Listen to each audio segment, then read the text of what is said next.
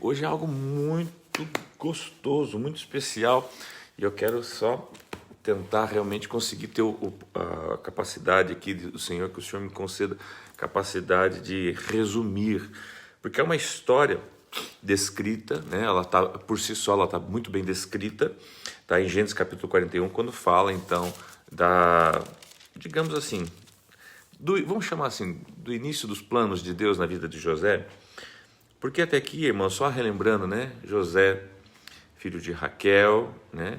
Filho de Jacó,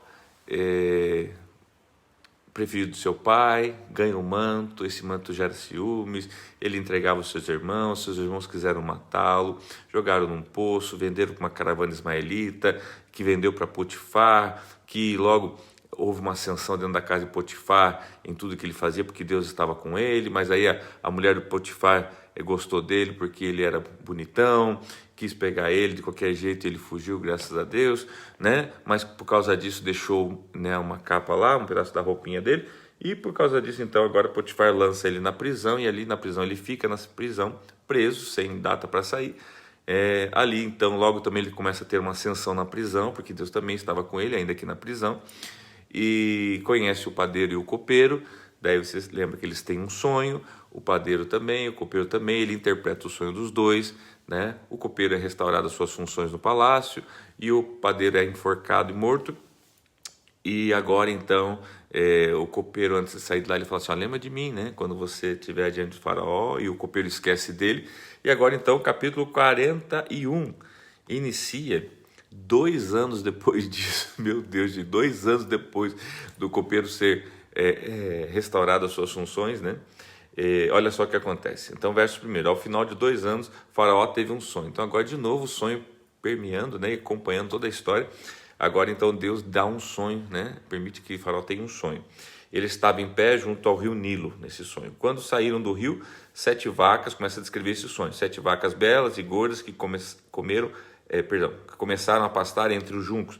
Depois saíram do rio mais 7 vacas feias e magras que foram para o junto das outras à beira do Nilo. Então as vacas feias e magras comeram as 7 vacas belas e gordas. Nisso Faraó acordou, tornou a adormecer e teve outro sonho: 7 espigas de trigo graúdas e cheias, né, e boas, cresciam no mesmo pé. Depois brotavam outras 7 espigas mirradas e ressequidas pelo vento leste. As espigas mirradas engoliram as 7 espigas graúdas e cheias. Então Faraó acordou e era um sonho. Versos 8: pela manhã, perturbado, mandou chamar todos os magos, sábios do Egito. Eles contou os sonhos, mas ninguém foi capaz de interpretá-lo. Versos 9, então, quero chamar a tua atenção, ok? Então agora aqui começa praticamente, né, o que seria o final do capítulo 41, que fala assim, versos 9: então o chefe dos copeiros, lembra dele? Disse ao faraó: hoje me lembro de minhas faltas. Certa vez, o faraó ficou irado com os seus 2 servos, mandou prender-me junto com o chefe dos padeiros na casa do capitão da guarda. Certa noite, cada um de nós teve um sonho, e cada sonho tinha uma interpretação. Pois bem, havia lá conosco um jovem hebreu, servo do capitão da guarda. Contamos a ele os nossos sonhos e ele os interpretou, dando a cada um de nós a interpretação do seu próprio sonho. E tudo aconteceu conforme ele nos dissera. Eu fui restaurado à minha posição e o outro foi enforcado. O faraó mandou chamar José, que foi trazido depressa do calabouço, depois de se barbear, trocar a roupa e apresentar-se a Faraó. O faraó disse a José: tive um sonho que ninguém consegue interpretar, mas ouvi falar que você, ao ouvir um sonho, é capaz de interpretá-lo. Então aqui só algumas pontuações até aqui, ok? Primeiro, a gente vê então aqui um movimento, vamos chamar assim de um movimento. Deus dá um sonho a Faraó, Faraó se perturba com esse sonho, percebe que esse sonho ele tem um eco maior do que meramente um sonho. Não foi o primeiro sonho que o Faraó teve, mas esse havia um eco dentro dele, algo dizendo assim, inquietando ele, tá? Então muito importante você entender isso. Chama todos os seus magos, chama todo, né, a sua elite, né, de servos, né, ali para interpretar. Ninguém foi capaz. No verso 9, então, o copeiro lembra de José, cita fato de José. Então agora nós vemos ele chamando José, vemos ele agora, antes dele ser trazido à presença de Faraó, a gente vê o que? Verso 14, Faraó mandou chamar José, que foi trazido depressa do calabouço. Depois de se barbear, trocar a roupa, apresentou-se a Faraó. Dá a impressão que ele só precisava ter uma condição, né? Tá cheirando bem, bem vestido, bem para estar na presença de Faraó. Tá? Mas aqui também, eu não quero parar muito aqui, mas só para você entender, lembrando que ele era um hebreu, era da cultura dos hebreus não fazer a barba, né? Não cortar a barba. Então imagina-se que José estava lá naquela masmorra, barbudo, não sei o que, agora ele pega e manda cortar a barba. Essa coisa de cortar a barba, né, eram crenças egípcias, tá? Então aqui só para você ver o seguinte, eu quero chamar atenção ao quê?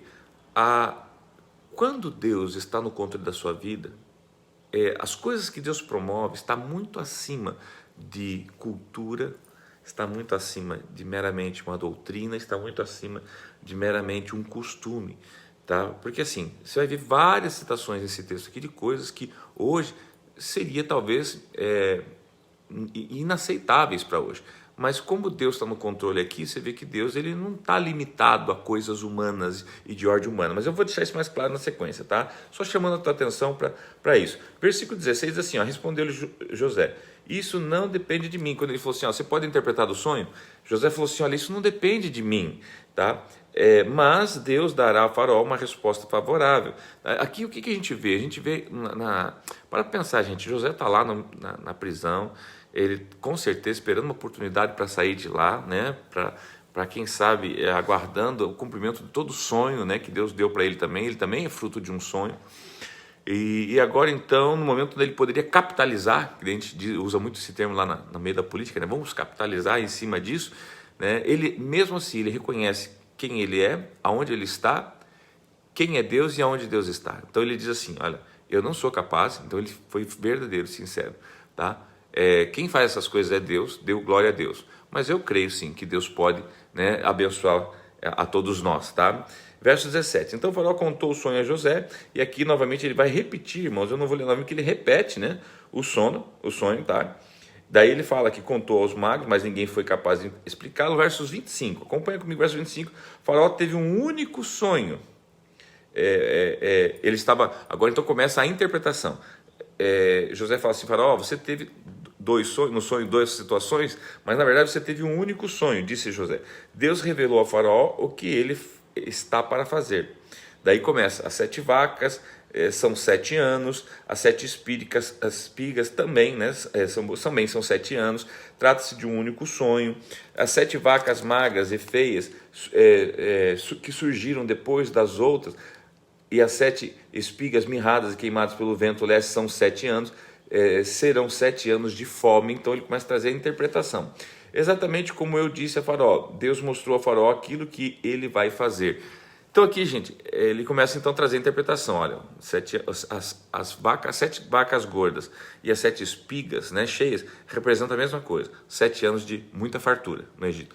E as 7 vacas magras e as 7 espigas mirradas, 7 anos de muita escassez, e elas engolem as gordas. Então, começa assim, e dizendo assim, verso 28, é exatamente como eu disse a Faraó, Deus mostrou a Faraó aquilo que ele vai fazer. Aqui ele está falando assim, olha, Deus está falando com você, Faraó. O Deus soberano, Deus, ele está se comunicando com você. E aqui, eu trago a primeira pontuação. Às vezes, quantos de nós achamos que Deus só fala conosco, né? Filhos de Deus, a gente acha que Deus não fala com o ímpio. Faraó que era um ímpio, gente. Faraó que tinha outros deuses. Então, olha como Deus não está limitado a questões humanas e limitações nossas. Deus está falando com quem? Com tanta... Você não vê aqui Deus falando que Deus falou com Jacó, que Deus falou com a descendente. Não, Deus vai falar com quem? Deus vai falar com o egípcio. Por que Deus falou com o egípcio? Será que é porque ele tinha o governo da época? Então Deus falou assim, agora chegou na hora de eu mexer com os poderosos. Eu vou falar com eles. Interessante que não falou com o menor, né, sobre o que ia fazer acerca dos poderosos e do povo. Falou com o poderoso, só que o poderoso na época não tinha entendimento, então necessitou do menor, tá? Isso aqui é algo muito especial. A Bíblia fala, né, que aquele que quer ser o maior será o menor, aquele que é o menor será o maior. Mas continue comigo, mais um minutinho da sua atenção. A partir do versículo agora 32, tá? Ele diz mais uma vez assim, José fala assim, o sonho veio a Faraó 2 vezes Porque a questão já foi decidida, porque Deus se apressa em realizá-la. Aqui ele explica também o porquê de 2 sonhos, porque já está decidido e Deus tem pressa para se realizar. Verso 33. Procure agora a Faraó um homem criterioso e sábio e coloque-o no comando da terra do Egito. Ele começa então a dar o conselho do que Faraó deveria fazer. Faraó também deve estabelecer supervisores para recolher 1/5 da colheita do Egito durante 7 anos de fartura, ou seja, manda recolher 20% de tudo que entrar, tudo que tiver girando no comércio. Eles deverão recolher o que puderem nos anos bons para que virão fazer estoques de trigo que, sob o controle de Faraó, serão armazenados nas cidades. Esse controle virá de reservas para 7 anos de fome, que virão sobre o Egito para que a terra não seja arrasada pela fome. Tá? Aqui então, uma outra coisa, por isso que eu chamo a atenção agora a José. Gente, José estava na cadeia, José de repente tem uma ideia, de novo, em vez dele capitalizar essa ideia para ele, falar assim, olha, eu conheço um homem e eu sou esse homem. Não, ele fala assim, ó, arruma uma pessoa que seja sábia, uma pessoa que tenha destreza, uma pessoa que talvez tenha as capacitações, né, para esse governo, para essa administração. Tá? Então aqui o que a gente vê? A gente vê um José, preste muita atenção, me dá mais um minutinho da tua atenção, a gente vê um José olhando para ele, porque assim, se José olhasse para ele e visse, né, as melhores escolas que ele estudou, a melhor faculdade que ele fez, aquela pós-graduação que ele fez, aquele mestrado, aqueles MBAs e todas aquelas cursos internacionais que José fez, e agora ele olha para ele, para toda essa capacitação dele, e ele fala, Faraó, deixa eu apresentar o meu currículo para você, e eu sou esse cara. Não, irmãos, na verdade aqui a gente vê o quê? Um José que olhou para si mesmo e falou assim, caramba, ele precisa de uma pessoa com todas essas qualidades, e não consegue ver nele uma pessoa que foi vendido pelos irmãos, afastado do pai, escravo por muito tempo, já fazia, irmãos, aqui aproximadamente 13 anos que ele estava distante da sua família, né? Já há mais de 2 anos na cadeia, tá? Então ele dá o conselho, mas ele não aponta para ele. Agora, olha só o que Deus faz. Né? E aí, aqui, queridos, eu quero que você preste muita atenção.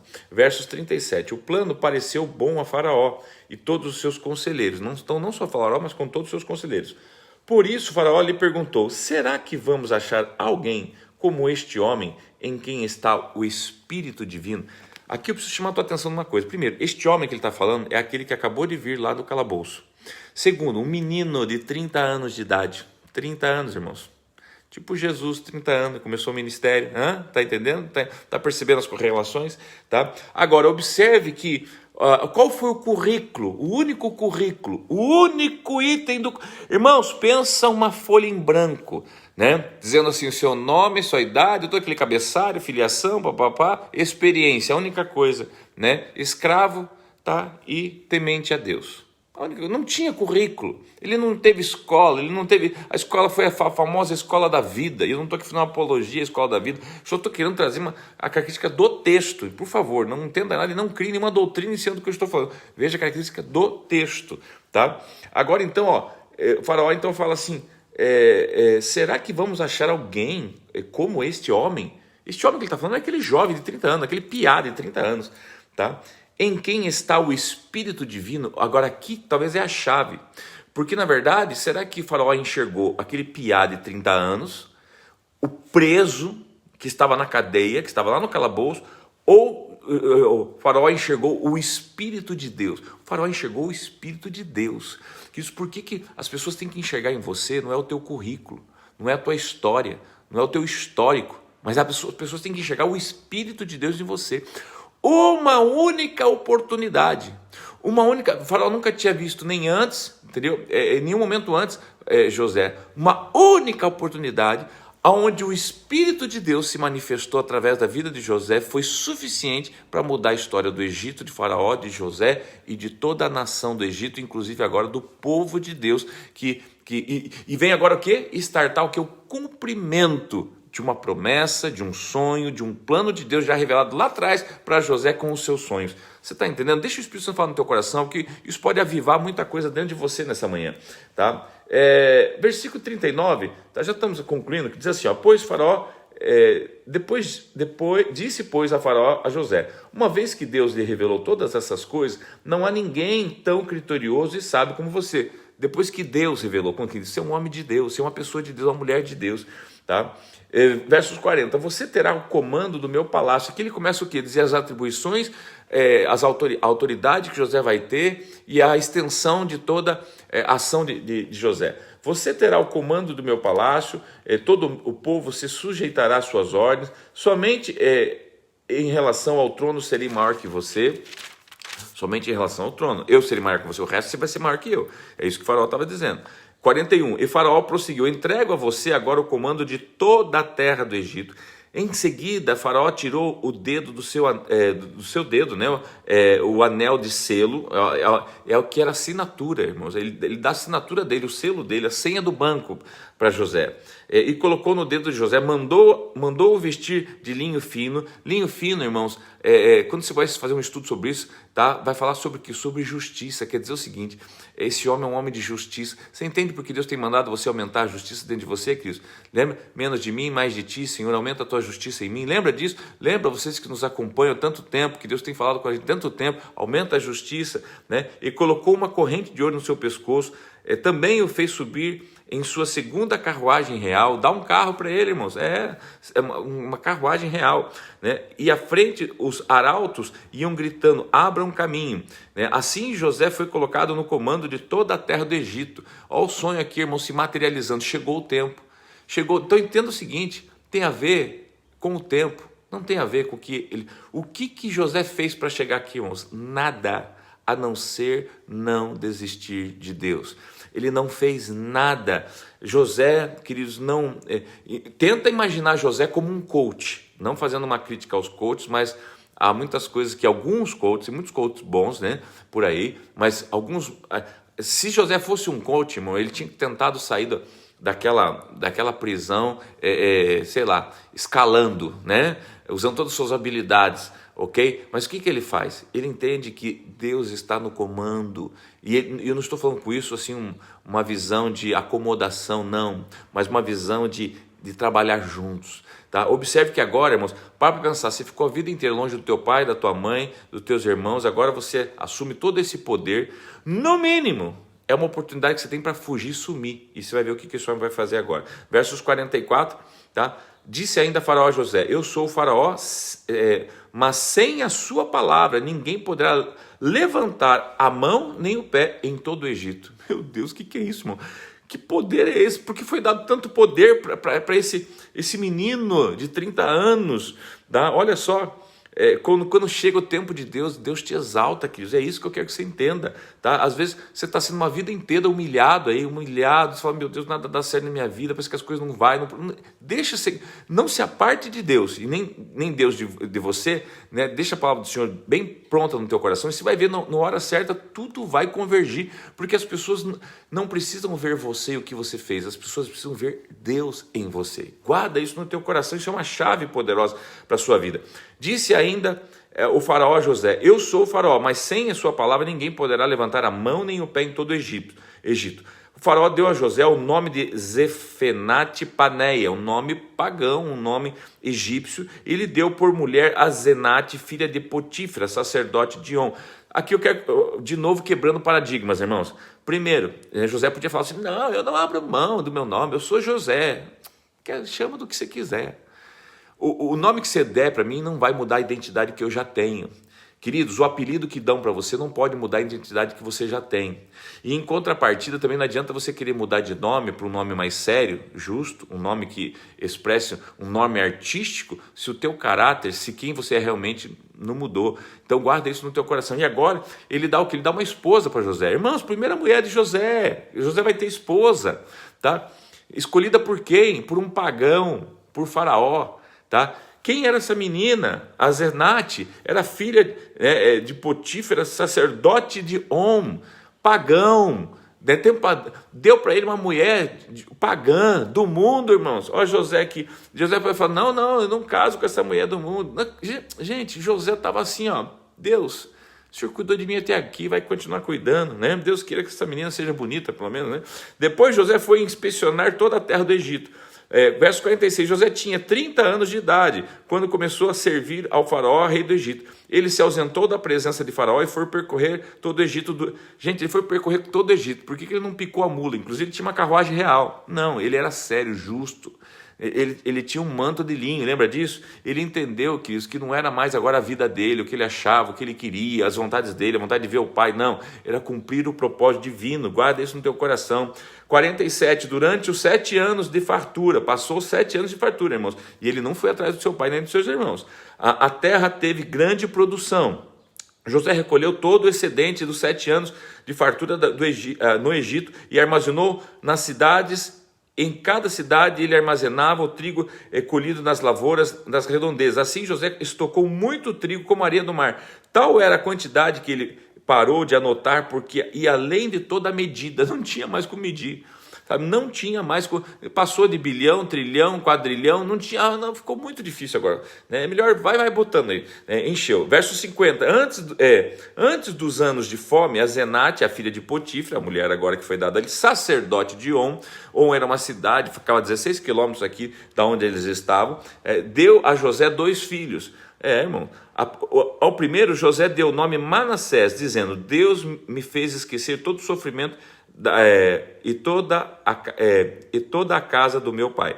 Deus me fez esquecer todo o meu sofrimento e toda a casa do meu pai. Aqui ele estava dizendo o seguinte, irmãos, quer dizer o seguinte, Manassés primeiro era um nome, não era um nome lá egípcio, era um nome que ele deu para o seu filho, porque representava o que Deus havia feito ele esquecer, perdoar todo o meu sofrimento, né? Esquecer o sofrimento, porque agora ele não conseguia mais focar no que ele tinha passado, e sim nas coisas boas que estavam acontecendo. É isso que você tem que se atentar. Às vezes você fala, o que adianta sofrer uma vida inteira? Eu digo para você, quando chegar o tempo de Deus, você esquece todo o sofrimento da tua vida inteira, porque você passa a ter relevância, você passa a ter entender para que você foi criado e existiu. Então guarda isso no teu coração e pare de reclamar da tua vida hoje, tá, meu irmão? Tá? E olha só, então deu 2 filhos, né? O primeiro Manassés, dizendo: Deus me fez esquecer todo o meu sofrimento e toda a casa de o meu pai, tá? O 52, o segundo filho chamou Efraim, dizendo: Deus me fez prosperar na terra onde tenho sofrido, tá? Você já percebeu que a gente sempre quer prosperar na terra boa? Né? Agora observe que Deus parece que faz a gente prosperar na terra de sofrimento. Eu tenho conhecido pessoas que estão prosperando agora no meio da pandemia. No meio da pandemia que o seu negócio fluiu. Até algumas igrejas, no meio da pandemia, com porta fechada, que tem tido verdadeiramente um encontro com Deus. Eu tenho conhecido isso. Tá? Porque, queridos, olha só, às vezes nós estamos no conceito errado. A gente acha que é na terra boa que a gente é na terra que a gente não sofre que a gente vai prosperar. Não, às vezes é na terra do sofrimento que vai gerar em nós prosperidade. Então foi isso que ele diz aqui, dá o nome de Efraim, o seu filho. Verso 53, assim chegaram ao fim os 7 anos de fartura do Egito, ou seja, né, tudo que é bom acaba, e começaram 7 anos de fome, como José tinha predito. Houve fome em todas as terras, mas em todo o Egito havia alimento. Quando todo o Egito começou a sofrer com fome, o povo clamou a Faraó por comida, e este respondeu: todos os egípcios dirijam-se a José. Observe que Faraó dá um nome de Zefenate, né? Paneia para ele, mas quando ele manda se dirigir, agora ele fala José, né? Ele já está acostumando com a ideia do José. José, façam o que ele disser. Quando a fome já se havia espalhada por toda a terra, José mandou abrir os locais de armazenamento e começou a vender trigo aos egípcios, pois a fome se agravava em todo o Egito.